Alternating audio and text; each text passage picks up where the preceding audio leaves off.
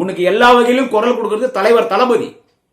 நீ 41 பேர் கரூர்ல கொன்னுபுட்ட. எந்த அரசியல் கட்சி தலைவனும் சொந்த கட்சிக்காரன் சாக்கிறத விரும்ப மாட்டான். அந்த மாதிரி இது ஒரு விபத்து, ஒரு நெரிச்சல் ஏற்பட்டது.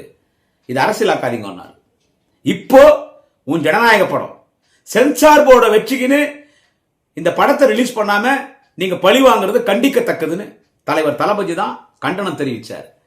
ஆனா நீ திமுக மீது பழி போட்டு இதை வச்சு நம்ம அரசியல செய்யணும்னா உன்னை பிஜேபி விட மாட்டான்டா விஜய். அந்த ரத்தன் பண்டித் பார், அந்த ஜோஷிகாரன், அவன் பேச்சு கேளு.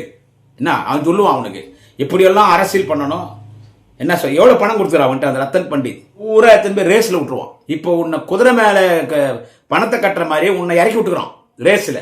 அந்த ஜோசிகாரன் பேச்சு கேட்டு இந்தியா லெவல்ல பலர் வீணா போயிட்டாங்க. அவன் மேல பல வழக்குகள் தமிழ்நாட்டில் மட்டும் இல்ல தம்பி விஜய், இந்தியா முழுக்க அவன் மீது பல வழக்குகள். அந்த ஜோசிகாரனை கூட வச்சு ஆட்டம் போட்டுங்கிற உன்னை பிஜேபி வெற்றி செய்ய போறான். விஜய், பிஜேபி உன் ஜனநாயக படத்தை ரிலீஸ் ஆக விட மாட்டான். நீ மயிரப்பொடின்னு போறியா இல்லையான்னு பாரு. அப்பயும் உனக்கு ஒரு பிரச்சனைனா முதலமைச்சர் தலைவர் தளபதி தான் குரல் கொடுப்பார்.